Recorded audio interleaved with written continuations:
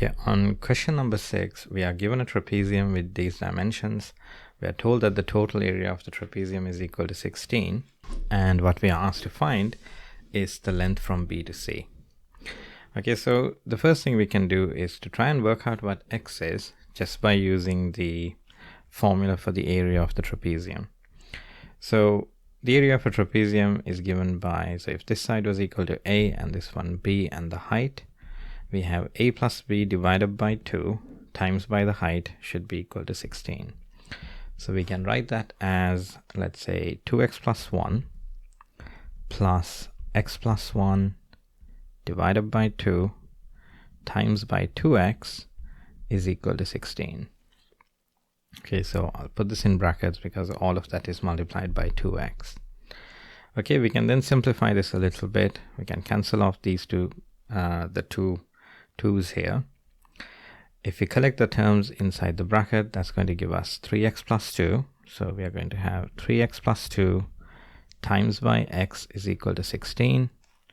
What we can then do is expand the bracket and set this up as a quadratic. So we're going to have 3x squared plus 2x, and at the same time I'll subtract 16 from both sides. So that gives us 3x squared plus 2x minus 16 is equal to 0. Now at this point you could just put the numbers into your calculator and write down the solutions. So this one will factorize in fact to 3x plus 8 times x minus 2. But if you're doing this in the Edexcel exam, you could just plug these numbers into the calculator and write down that x must either be equal to minus 8 over 3 or x must be equal to 2. Now, given that x is a length, we can't have x negative here because if x was negative, then this length would be negative, for example. Right?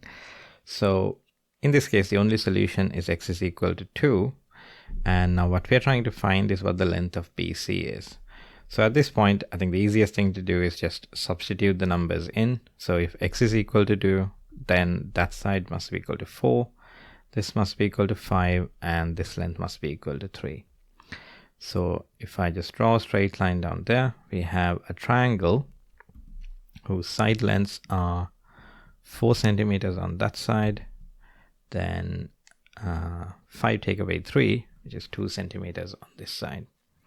So we are asked to find the length BC. So just by so it's just applying Pythagoras' theorem. So BC is equal to square root of 4 squared plus 2 squared. Again, you could just do this on the calculator, but this gives you square root of 20, which is equal to 2 root 5.